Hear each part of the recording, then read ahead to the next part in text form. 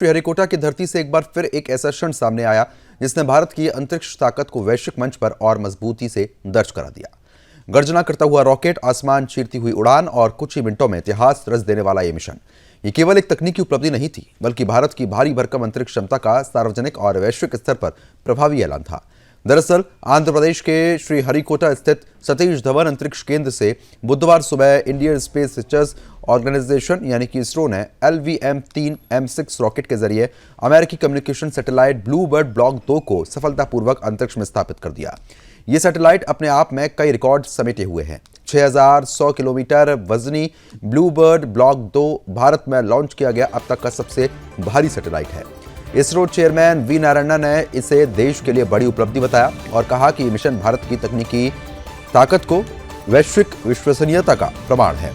वास्तव में इससे पहले नवंबर में लॉन्च किया गया LVM-3 M5 कम्युनिकेशन सैटेलाइट 3 करीब 4400 किलोग्राम का था, जिसे ट्रांसफॉर्म ऑर्बिट यानी कि GTO में स्थापित किया गया था। लेकिन ब्लूबर्ड ब्लॉक 2 का वजन और उद्देश्य दोनों ही स्तर पर यह मिशन कई अधिक चुनौतीपूर्ण और महत्वाकांक्षी था।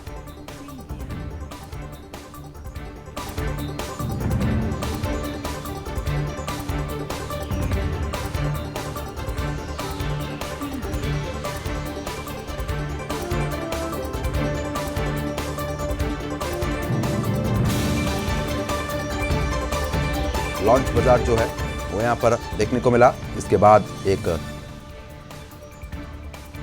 बड़ी सफलता यहाँ पर हाथ लगी है।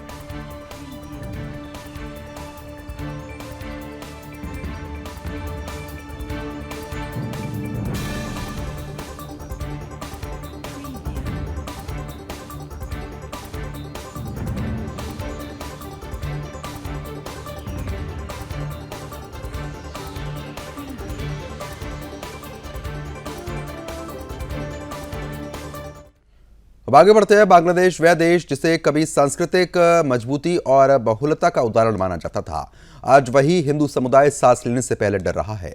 भीड़ का उन्माद, कट्टरपंथी की आग और कानून की खामोशी, इन सब के बीच एक नाम है जो पूरे बांग्लादेशी हिंदू समाज के डर की पहचान बन गया है।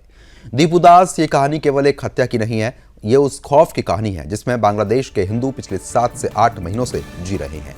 हर पल मौत की आशंका, हर सुबह आखिरी सुबह होने का डर और हर आवाज, हर चेहरा, हर पहचान छुपाने की मजबूरी।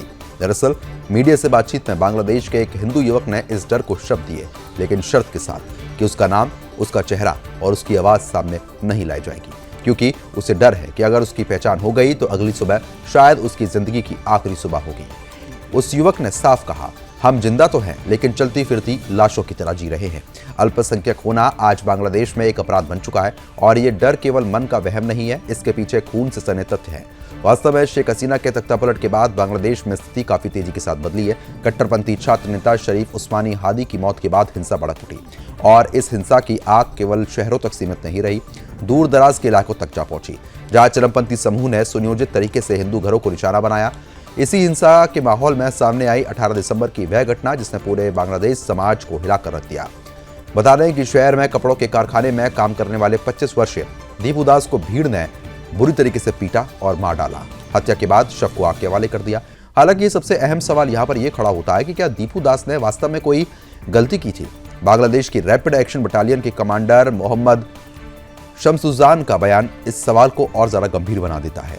उन्होंने स्पष्ट कहा है कि अब तक कोई ऐसा ठोस सबूत तो नहीं मिला है जिससे यह साबित हो सके कि दीपू दास ने फेसबुक पर कोई अपमानजनक टिप्पणी लिखी हो या फिर किसी धार्मिक भावनाओं को आहत किया हो।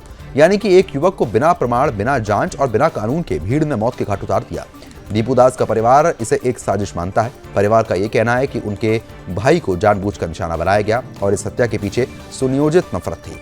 इस मामले में बांग्लादेश की अंतरिम सरकार ने पहली बार औपचारिक प्रतिक्रिया दी।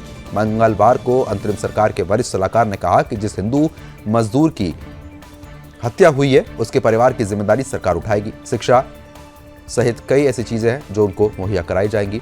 उन्होंने स्पष्ट कहा है कि सरकार ने दीपू दास के बच्चे, पत्नी और माता पिता की देखभाल की जिम्मेदारी ले ली है और इस हत्या को उन्होंने एक क्रूर अपराध बताया।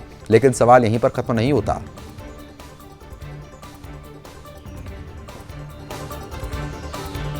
तुर्की की राजधानी अंकारा के पास इलाके में एक बेहद दर्दनाक और संवेदनशील अंतर्राष्ट्रीय खबर सामने आई।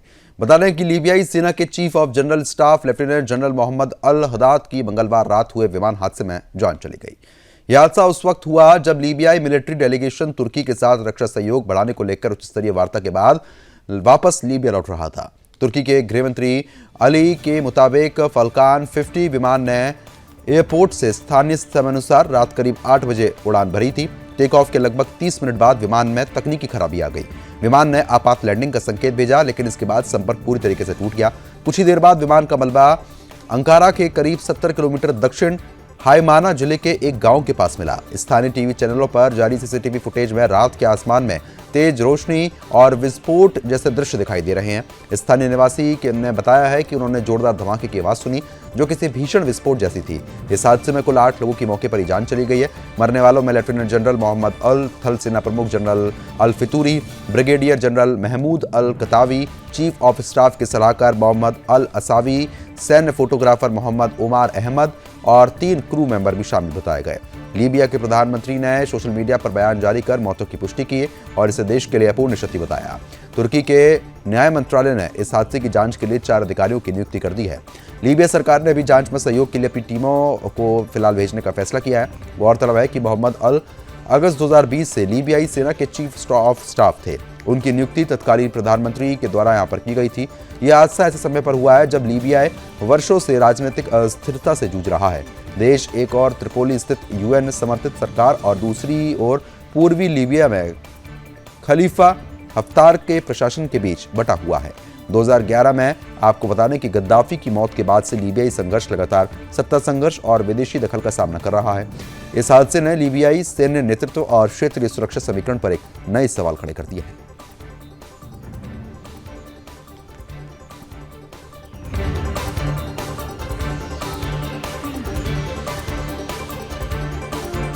अमेरिका के पेंसिल्वेनिया राज्य के ब्रिस्टल टाउनशिप में एक बड़ी और दर्दनाक खबर सामने आई। यहां पर स्थित silver lake health care centre, जिसे अब Bristol health and rehab centre के नाम से जाना जाता है, 23 दिसंबर 2025 को दोपहर करीब 2:15 स्थानीय समय अनुसार इस हेल्थ केयर सेंटर में गैस विस्फोट होता है। इस विस्फोट के बाद इमारत का एक हिस्सा ढह गया। आसमान में काले धुएं का गुबार देखने को मिला। हादसे के वक्त सेंटर के अंदर मौजूद कई लोग मलबे में फंस गए। प्रशासन के मुताबिक कम से कम 2 लोगों की मौत की आशंका जताई गई। हालांकि अब तक इसकी आधिकारिक पुष्टि नहीं की गई। बताया जा रहा है कि हेल्थ केयर सेंटर 174 बेड की क्षमता वाला है। हादसे के बाद तुरंत मास कैजुअलिटी इंसिडेंट घोषित कर दिया गया। इसका मतलब है कि राहत और बचाव कार्य बड़े पैमाने पर चलाए जा रहे हैं। घटना के बाद निवासियों और मरीजों को सुरक्षित बाहर निकालकर तुरंत हाई स्कूल के लिए रवाना किया गया, जहां उन्हें एक बार फिर से केंद्र में रखा गया है। इस केंद्र में बिस्तर, पानी और जरूरी सुविधाओं की व्यवस्था है। पेंसिल्वेनिया के गवर्नर जोश ने कहा कि राज्य सरकार की ओर से हर संभव संसाधन राहत कार्य के लिए उपलब्ध कराए जाएंगे। वहीं राज्य प्रतिनिधि टीना डेविस ने बताया कि घटनास्थल के आसपास घना धुआं और बड़ी संख्या में एम्बुलेंस, दमकल कर्मचारियों की गाड़ी मौजूद रही है। फिलहाल आपको बता दें कि विस्फोट के पहले गैस की तेज गंध की शिकायतें भी सामने आ रही थी।